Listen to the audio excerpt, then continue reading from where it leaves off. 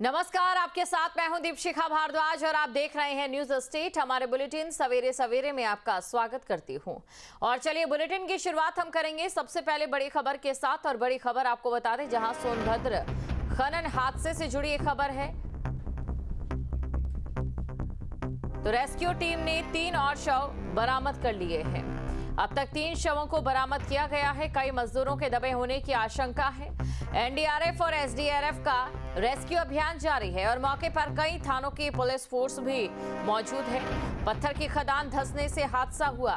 सोनभद्र खनन हादसे से जुड़ी बड़ी खबर आपको हम बता रहे हैं, जहां पर रेस्क्यू टीम ने अब तक 3 शव बरामद कर लिए हैं। यानी कि देखिए, कल भी 1 शव बरामद हुआ था और आज 2 शव बरामद हो चुके हैं। कुल मिलाकर 3 शव देखिए अब तक बरामद किए जा चुके हैं।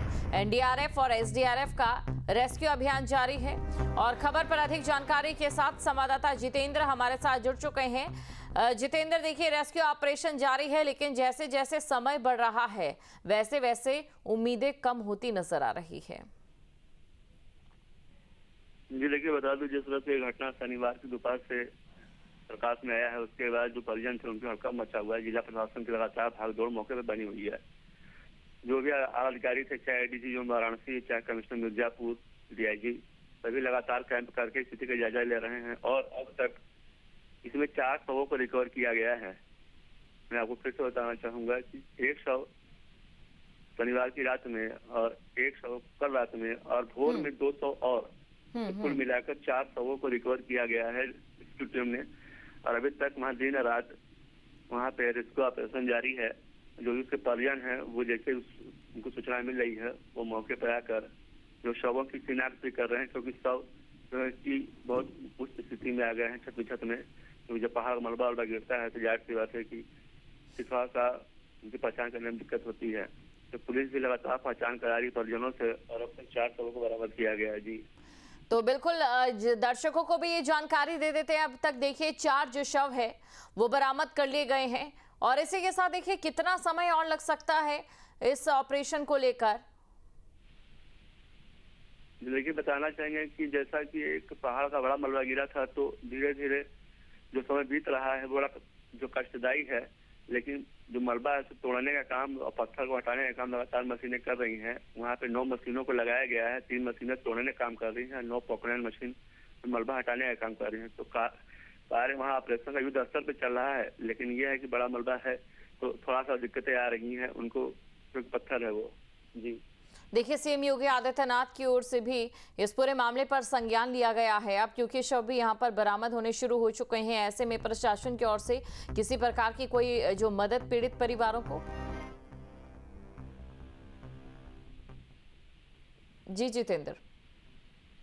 जी देखिए, अभी तक तो ऐसी कोई सूचना हम लोग के सामने नहीं आई मीडिया के सामने कि उनको मुआवजा क्या देना है। लेकिन जिला प्रशासन, अगर ऐसी स्थिति है, जिला प्रशासन ने यह आश्वासन दिया था कि जो भी लाभ होगा सरकारी, जो सरकार तरफ से मुआवजे की राशि होगी वो पीड़ित परिवार को उपलब्ध कराई जाएगी। अभी तक ये कोई घोषणा इस तरह के सामने नहीं आई थी। और जैसा कि शव मिलना शुरू हुआ है तो अब हो सकता है कि सरकार की तरफ से कोई घोषणा हो जाए। जी शुक्रिया जितेंद्र, तमाम जानकारी को दर्शकों तक पहुंचाने के लिए।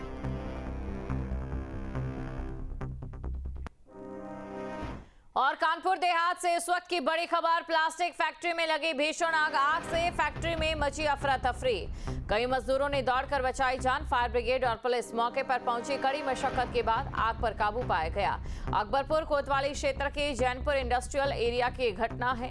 प्लास्टिक फैक्ट्री में जहां पर भीषण आग लग गई है। बड़ी खबर आपको बता रहे हैं, आग से फैक्ट्री में अफरा तफरी का माहौल देखने को मिला है। तो कई मजदूरों ने दौड़कर अपनी जान बचाई है। बड़ी खबर आपको बता रहे हैं, फायर ब्रिगेड और पुलिस मौके पर पहुंची।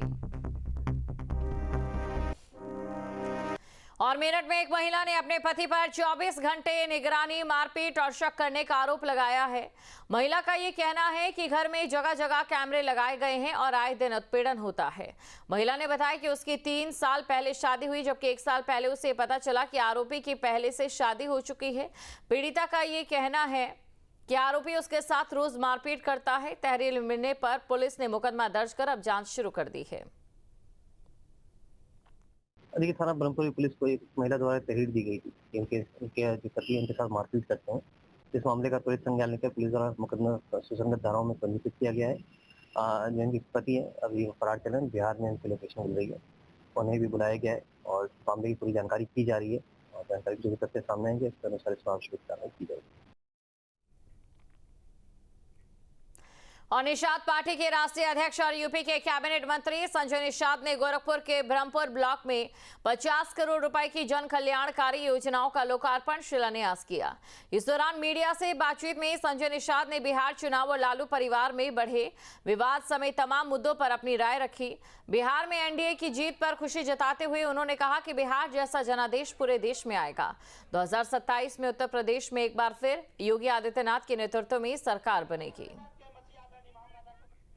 बिहार की जिस तरीके से जीत हुई, बिहार में बाहर आ रहा है, पूरे देश के हर राज्यों में भी उसी तरीके से बाहर आए और होगा निश्चित। देवकूट के पारिवारिक मामला, हम लोग राजनीतिक व्यक्ति हैं, राजनीतिक व्यक्ति में राजनीति में जो आएगा वो समाज की सेवा करेगा वो हीरो होगा, और जो समाज के साथ धोखा देगा इसे जीरो। में यूपी में भी अभी जितने भी राज्य के चुनाव होंगे वहाँ इसी तरीके से होगा, ऐतिहासिक जीत होगी। एनडीए की सरकार तो जीत देते हैं, बिहार में जीत दिया, उसी तरीके से उत्तर प्रदेश देश में जीत देंगे। सीट में जीत देते हैं, जीत के साथ सीट भी मिलती है।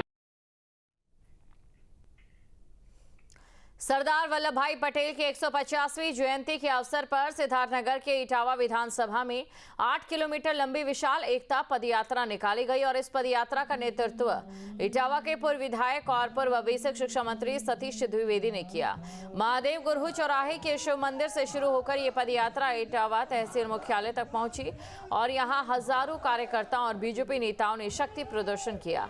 पदयात्रा के बाद आयोजित जनसभा में बस्ती के पूर्व सांसद और पूर्व मंत्री हरीश द्विवेदी मुख्य अतिथि के रूप में शामिल हुए। मीडिया से बात करते सतीश द्विवेदी ने कहा कि इटवा के हर गांव से उत्साहित कार्यकर्ताओं और नौजवानों की भागीदारी ने इस पदयात्रा को सफल बनाया है। देश के युवा बहुत उत्साही हैं, ऊर्जावान हैं, राष्ट्र के प्रति समर्पित हैं। कई बार ये राहुल गांधी और अखिलेश जी जैसे लोग युवाओं की गलत व्याख्या करते हैं। पार्टी ने तय किया था कि देश भर में हर विधानसभा क्षेत्र में कम से कम 8 किलोमीटर की पदयात्रा होगी। हम लोगों ने भी आज पार्टी के निर्देशानुसार 8 किलोमीटर की पदयात्रा रखी थी और मुझे इस बात पर गर्व है। अपने हमारे पार्टी के वरिष्ठ नेता, युवा कार्यकर्ता, किसान, व्यापारी सब 9 बजे से एकत्रित हुए, 11 बजे से चले और आपने देखा है आपके सामने 1 बजे 7-8 किलोमीटर की यात्रा पूरी करके पूरे उत्साह के साथ, ऊर्जा के साथ सरदार पटेल अमर रहे, भारत माता की जय, वंदे मातरम का नारा लगाते हुए यहाँ आए। जहाँ भक्ति है हर शब्द में, कथाओं में छुपे हैं दिव्य रहस्य और ज्योतिष देता है जीवन को दिशा। धर्म से जुड़ी हर बातों को जानने के लिए हमारे चैनल स्तुति को सब्सक्राइब करें। चैनल पर जाने के लिए इस लिंक पर क्लिक करें।